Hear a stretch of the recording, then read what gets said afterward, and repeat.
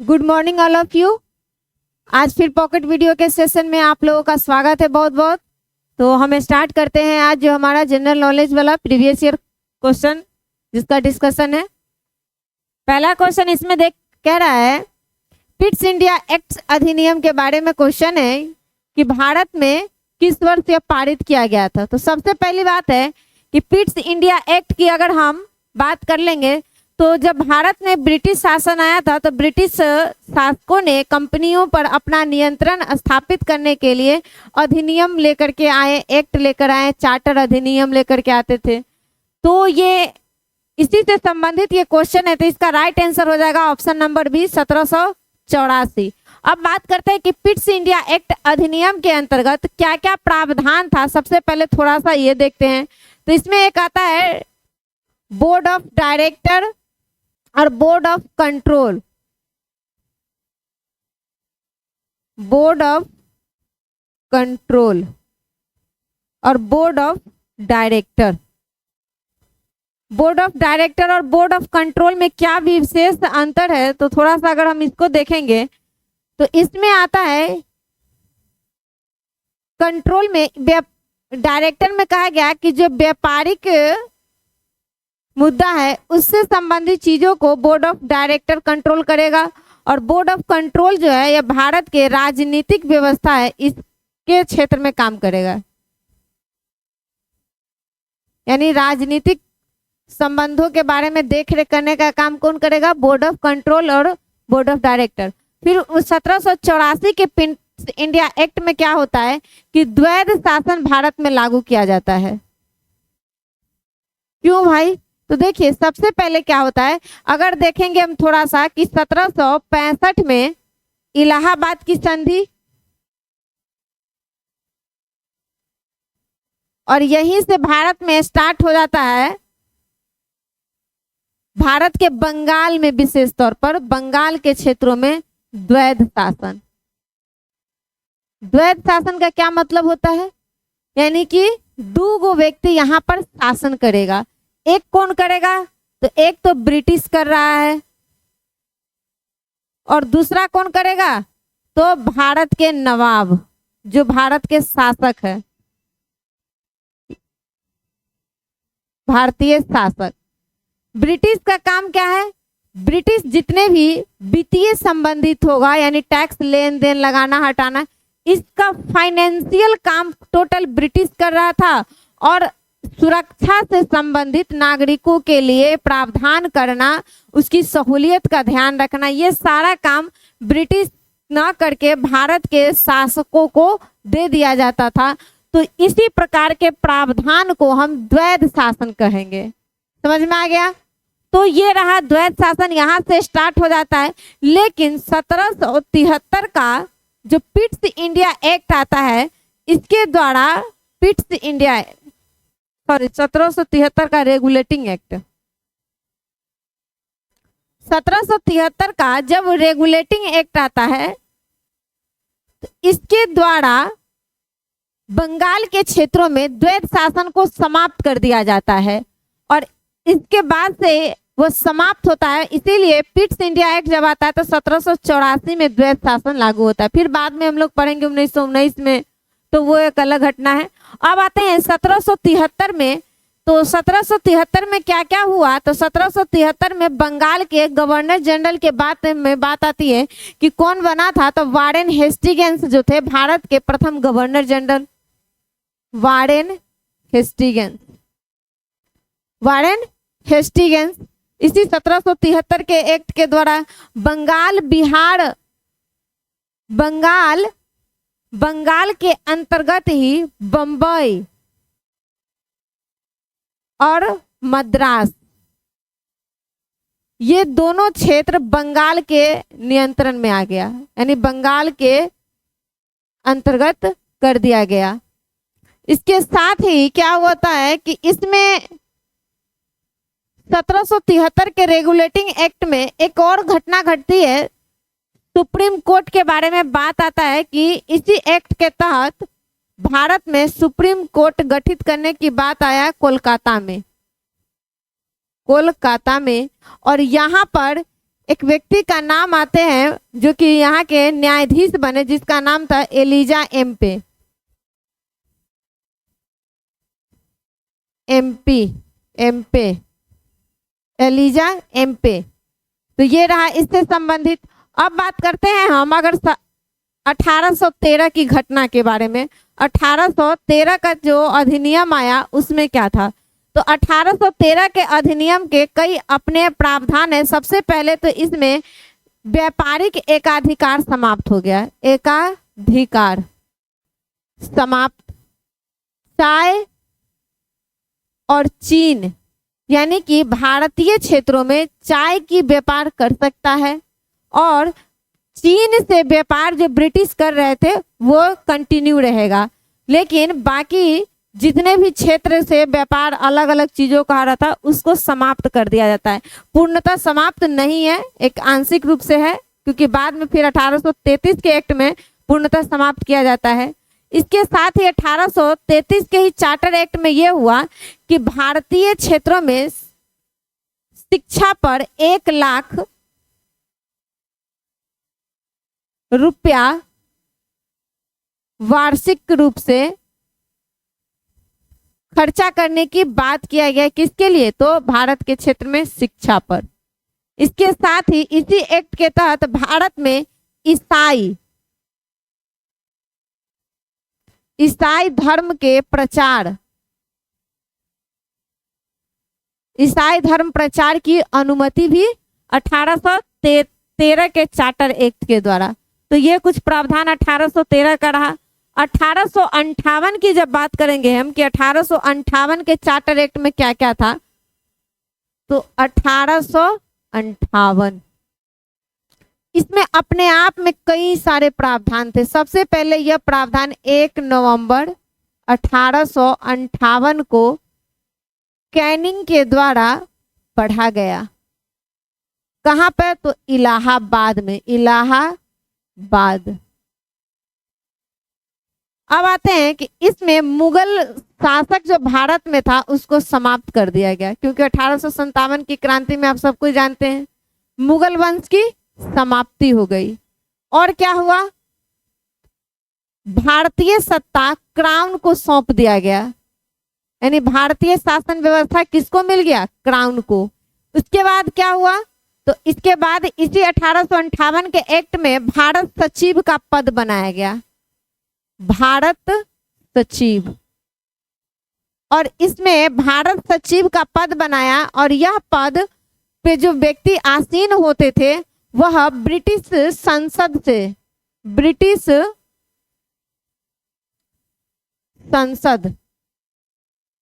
चुन करके ब्रिटिश संसद के मेंबर होते थे। और इसके सहायता के लिए एक 15 सदस्यों का विधान परिषद बनाया गया,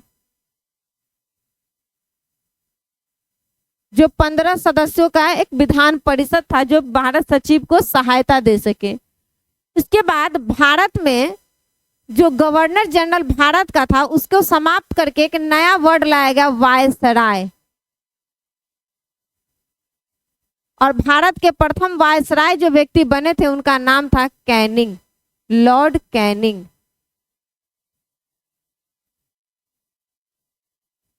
ठीक है, ये सारा क्वेश्चन रहा जो इसमें पूछा जाता है 1858 के क्रांति से, और हम लोग याद भी रखेंगे आराम से इसको। देखिए एक और बात आता है कि ये इलाहाबाद में जो पढ़ा गया था तो एक पार्क का नाम कभी कभी पूछ देता है, तो ये पार्क हम याद रखेंगे, मिंटो पार्क। किस पार्क में कैनिंग ने पढ़ा था? तो मिंटो पार्क में 1858 के अधिनियम को। तो ये सारा प्रावधान 1858 के क्रांति से रहा। 1857 की क्रांति जब समाप्त होती है तो 1858 में अधिनियम आया, उसमें ये सारे प्रावधान किए गए थे। अब नेक्स्ट क्वेश्चन की ओर बढ़ते हैं। नेक्स्ट क्वेश्चन हमारा चोल वंश से संबंधित रहा। चोल वंश के दौरान किस बंदरगाह का उपयोग समुद्री व्यापार के लिए किया जाता था?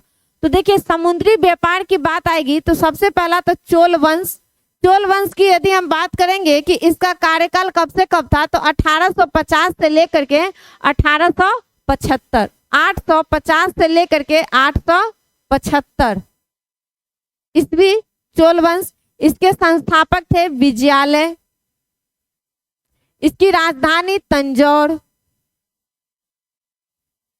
चोल वंश के बारे में एक और बात आती है कि इसी वंश के कार्यकाल में भारतीय क्षेत्रों में अगर देखें तो टैक्स की बात आती है, तो टैक्स कितना था? तो 1/3। इसके साथ ही नटराज की मूर्ति, नटराज की मूर्ति का प्रावधान इन्हीं के काल में देखने को मिलता है। जो शिव जी का नटराज स्वरूप मूर्ति है वो चोल वंश के द्वारा ही बनाया गया था सबसे पहले। इसके साथ ही एक और बात आती है स्थानीय स्वशासन। स्थानीय स्वशासन इसका प्रारंभ भी चोल वंश के काल में देखा गया है। अब आते हैं चोल वंश के बंदरगाह। अगर बंदरगाह की बात करें हम तो महाबलीपुरम,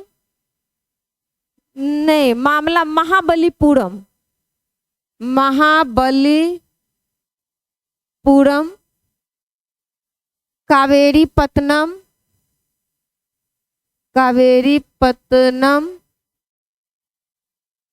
ये चोल वंश के कुछ बंदरगाह थे, जिसमें महाबलीपुरम, कावेरीपत्तनम और एक और था जो कि थोड़ा सा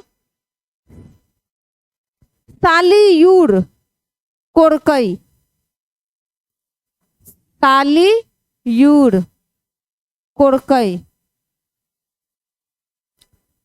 तो ऑप्शन में हम देख लेंगे कि चोल वंश के बंदरगाह जो समुद्री व्यापार के लिए बात कह रहा है, तो इस ऑप्शन के हिसाब से यहाँ पर हम लिख दिए। अब इसमें से देखिए कौन सा इस ऑप्शन में दिया गया है, तो कावेरीपत्तनम इसका राइट आंसर हो जाएगा, ऑप्शन नंबर 4।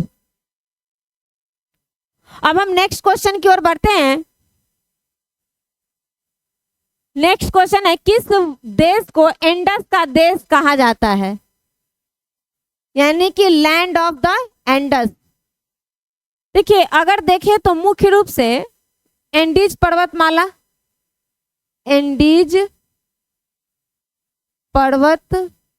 हालांकि इसमें थोड़ा सा क्वेश्चन को क्लियर नहीं किया गया है, फिर भी थोड़ा आप देख लीजिए।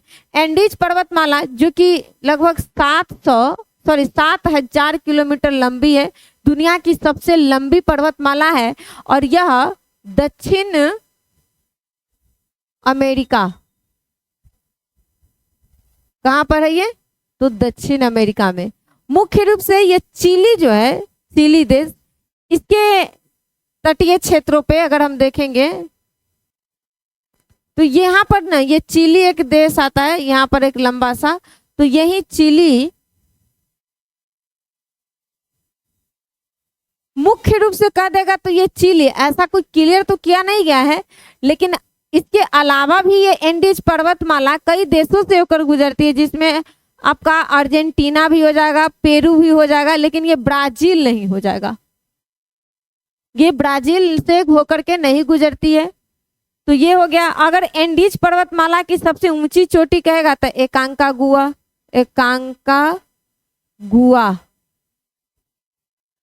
6169 मीटर की इसका डिस्टेंस, ऊंचाई होगी। अब अगला नेक्स्ट क्वेश्चन हम देखेंगे, पेरू की राजधानी अगर कहेगा तो लीमा, इसका राइट आंसर हम याद रखेंगे चिली हो जाएगा। पेरू की राजधानी लीमा। नेक्स्ट क्वेश्चन की ओर बढ़ते हैं, ब्राजील की राजधानी ब्राजीलिया। नेक्स्ट क्वेश्चन है हमारा, न्यायिक सक्रियता शब्द संबंध किससे है? तो न्यायिक सक्रियता की जब भी बात आएगी तो इसमें आ जाएगा हमारा न्यायपालिका, इसका राइट आंसर हो जाएगा ऑप्शन नंबर सी, न्यायपालिका। यदि भारतीय संविधान की स्थिति में देखें उससे पहले हम समझेंगे कि न्यायिक सक्रियता क्या होता है।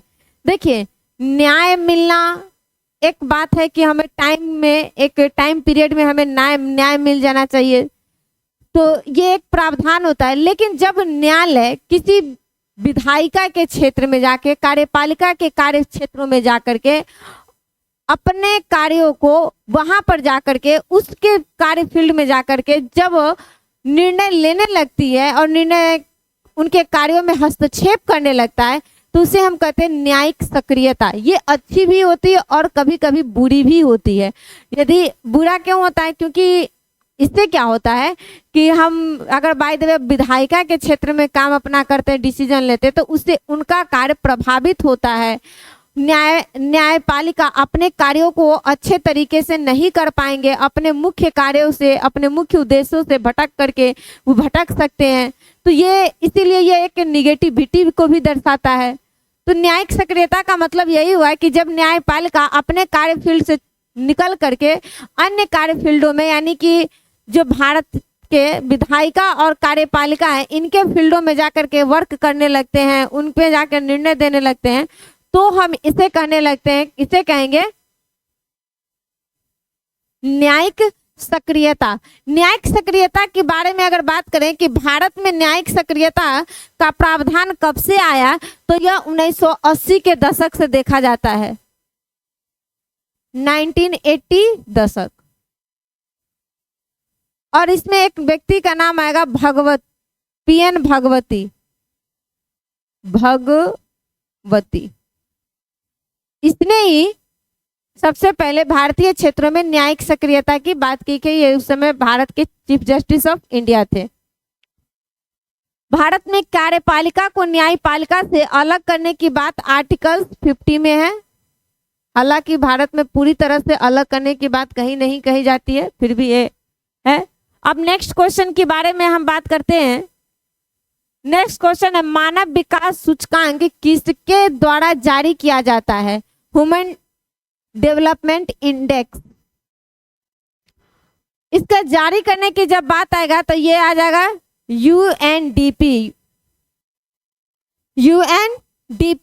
यूएनडीपी जो है मानव विकास सूचकांक जारी करते हैं। मानव विकास सूचकांक के अगर हम आधार को देखें कि आधार कितने हैं इसके, तो इसके 3 आधार है।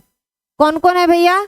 तो एक आता है स्वास्थ्य, उसके बाद आता है शिक्षा और जीवन स्तर। इन्हीं 3 आधारों पर मानव विकास सूचकांक यूएनडीपी के द्वारा जारी किया जाता है।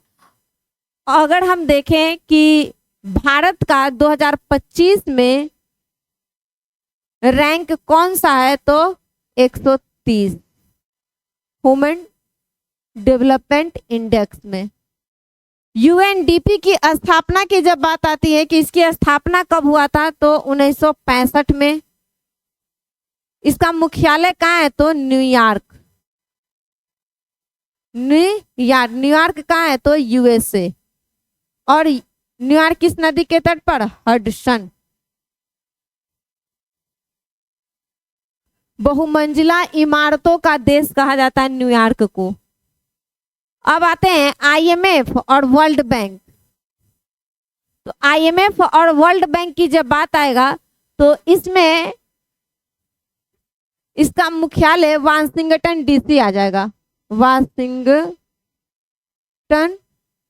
DC America. इसकी स्थापना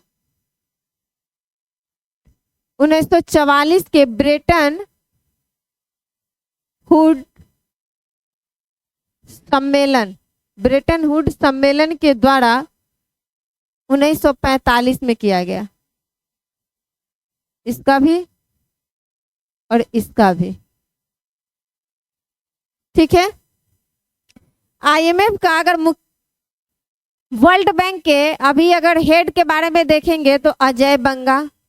आईएमएफ के हेड के बारे में जब बात आती है, ये हो गया ना WTO, एक वर्ल्ड ट्रेड ऑर्गेनाइजेशन है जिसकी स्थापना 1995 में किया गया था। और इसमें अगर बात करेंगे हम कि इसके अभी मुख्य अध्यक्ष कौन है, तो इंकोजी इवाला